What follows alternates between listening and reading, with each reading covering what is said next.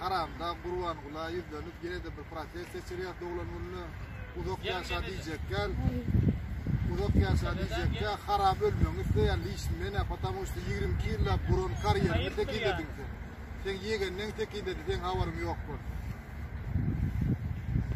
şu protest üçünüm yine şeydik etmeli bol ya yat yurtlarda bolsa ne tip oldu başına barar tanılgıcı günün aldı ne açıvatta gelir ki ya gelebilmez diye fikir etme Niryandan okun gireceğini bilmem adam.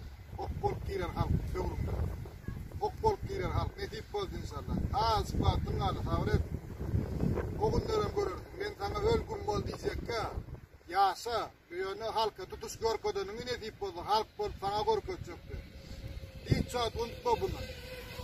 Tüm Türkmenistan'ın halkının adından Gasır yurtta geçer içinde getiriyorum halkın adından sana bir yeni üretecek adım mı? Gitara çalıp parasını yak, aydım yancan, hatta bu bağışları yalı halkın arasında toyda da bir aydım gör hatta birinin toyunu. Yok, neme diyden hem namurum vermen toy edecek çağırayım demi. Gelin bileyen orta. Ben enem hatamı, raditlerimi kösep, gördap görme, men beğerde gerek bolsan, erkek bilen erkek yalı kuruluyorsun, men beğerde. Yüzüm açık kurulayan, потому что men korkum yok, ya toku bayus Allah'ım.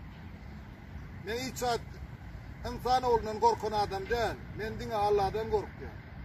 İyi Türkmen halkına da maslahat veren Allah'dan korkmalı. Çünkü Allah'dan korkunun yanında mıdama Allah vardır. Bunu yadınızdan çıkarmayın da onunla. Haram oluyor. Sen Allah'dan hem korkun yok. Ben nereden hem korkun yok. Ne için? Sen kör kelle yok, kuş kelle sen o. Kuş kelle hanglap dur, tuvalay duruyor. İnni kimi için gem ne tip oldu dene, bu vazda biti yarışı korkuyor dene, onu yana geçirecek, ne tip oldu inşallah. Geç bayram ödün.